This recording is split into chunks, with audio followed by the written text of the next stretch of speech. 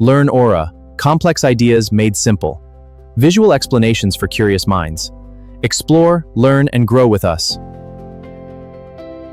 Welcome to This Explainer. Seriously, if you're hanging out with me today, you've made a fantastic decision. We're about to step into the world that literally powers almost everything around us. Every single website you visit, every app you use to order a late-night pizza, every video game you fire up to unwind, it all runs on code. And today, we're going to completely demystify this whole ecosystem. We'll break down the absolute foundation of how all these digital experiences are built right from the ground up. Okay, let's dive into this. To really wrap your head around coding, I want you to imagine something for a second. Just picture having your very own robot assistant. Now, this robot is lightning fast, it never needs a coffee break, and it can do absolutely anything you ask it to. Sounds great, right? Well, there's a catch. This robot only understands hyper-literal instructions. I mean, it literally cannot read between the lines, and it has zero common sense. So, for example, if you look at your new robot and just casually say, "Hey, make me a sandwich," the robot won't even twitch. It doesn't actually know what a sandwich is as a broad concept. To get your lunch, you have to be incredibly, almost painfully specific. You got to tell it to walk to the kitchen, lift its arm, pull the fridge handle, because honestly, if you don't tell it to open the fridge first, it's just going to smash its metal hand straight into the closed door. You have to spell out every single micro step, taking out the bread, picking up a knife, spreading the butter, the whole shebang. So the crucial point here is that computers, they're exactly like that robot. They are ridiculously powerful, sure, but they only understand precise, structured instructions. And coding is really just the skill of writing those exact text instructions. It's a carefully structured combination of words, symbols, and numbers that you hand over to the computer to tell it exactly what to do. Now, I want to address something right off the bat and completely dismantle a major myth that stops so many people from ever trying this. You do not need to be a math genius to code. No way! You don't need to be some computer expert who's been hacking away in a dark basement since they were 5 years old. The only things you actually need to succeed are curiosity, a little bit of patience, and, well, this explainer. If you can think logically and break a real-world problem down into simple steps, you can code. Absolutely. All right, moving into section 1, building your digital house. To really grasp how this works out in the wild, we need to look at the foundational languages used to build the web. And the best way to wrap your head around this is to compare building a website to constructing a digital house. So every house needs a structure, right?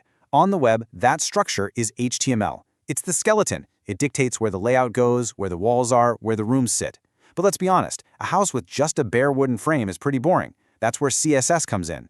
If HTML is the frame, CSS is the style. It's the paint, the beautiful wallpaper, the plush curtains. It applies all the colors, the fonts, and the design to those structural rooms. Let's move to and see how this builds your daily digital experience. HTML uses what we call tags to create these structural building blocks. You've got headings, which go from massive H1 tags all the way down to tiny H6 tags. You've got simple paragraph tags to hold your text, links to connect different pages together, image tags for your photos, complete with alt descriptions, and list tags for your bullet points. Now, why do these tags even matter?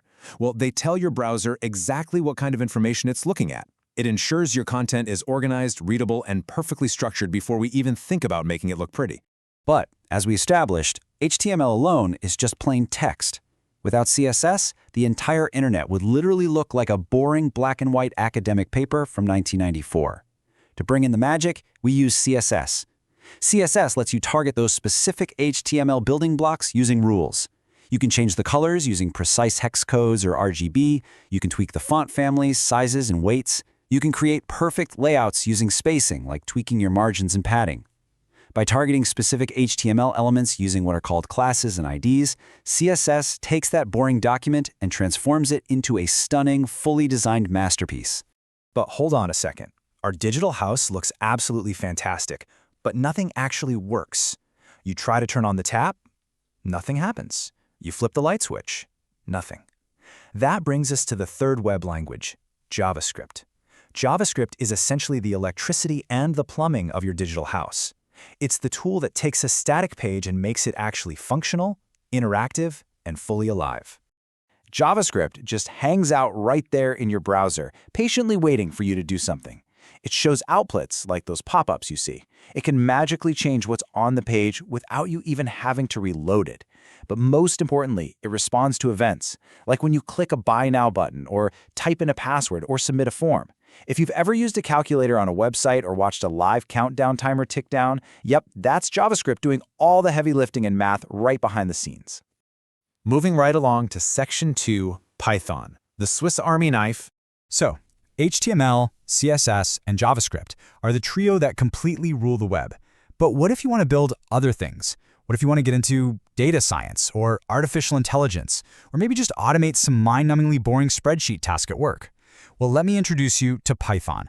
Python is the ultimate, highly readable multi-tool of the coding world. Seriously, it's used by everyone from total beginners on day one all the way up to rocket scientists at NASA. And this brilliantly illustrates exactly why Python is so incredibly popular. Just look at this tiny block of code. If weather equals sunny, print, let's go outside. It reads almost exactly like natural conversational English. Python strips away a lot of those confusing symbols and brackets you find in other languages and just leaves you with clean, readable logic. Because the syntax is so incredibly friendly, you can quickly grasp Python's core building blocks. You've got variables. Think of a variable as just a physical cardboard box that you write a name on with a Sharpie. It's simply a labeled container where you stash pieces of information to use later. You have the print function, which literally just shows your output on the screen. You have if statements, like the one we just looked at, which let the computer make decisions. And you've got loops, which let you repeat actions over and over again without having to retype all your code. It's just so surprisingly intuitive once you get the hang of these basic tools. Okay, let's jump into Section 3, AI as your coding tutor. Now, everything we've talked about up to this point is foundational. But learning these languages today, it is fundamentally different than it was even just a few short years ago. We've officially entered a modern era where you have access to the ultimate cheat code, artificial intelligence. You now have a 24/7, infinitely patient tutor to help you write, explain, and really understand your code. This is a real game changer because it completely removes that terrifying fear of getting permanently stuck. Now, the two major AI tutors right now are Claude and ChatGPT. Claude is really well known for being exceptionally strong at explaining concepts clearly and simply, and following very complex, multi-step instructions. ChatGPT, on the other hand, is super widely used, highly versatile, and excellent at generating code blocks for you. Both are just fantastic for generating your code, explaining what specific lines mean, and fixing your inevitable mistakes. But, and this is absolutely crucial, to use AI effectively, you can't just treat it like a simple search engine or a basic chatbot. You really have to treat it like a collaborative mentor. To get the best results, you need to be highly specific with your instructions. Tell the AI you're a beginner so it knows to explain things simply. State exactly what tool or language you're using, like Python or HTML. If your code is broken, just paste it right in and ask exactly why it isn't working. And most importantly, always ask follow-up questions if you don't understand a piece of the code it just handed you.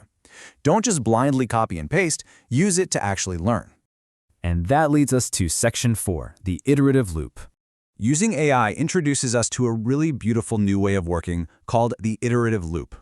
Let's say you want to build your very first app, maybe something like a daily habit tracker, where you can check off your daily goals. You no longer need to stare blankly at a screen and try to write the whole thing from memory. You can use an AI-assisted workflow.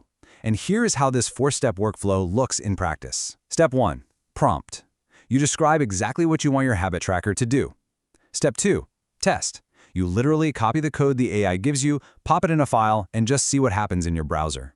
Step 3, customize. You go back to the AI and say, hey, make the background blue and change the habits to read my specific goals. Step 4, fix and debug. If something breaks, and it will, you just paste the exact error back to the AI. You build, you test, and you refine, over and over again.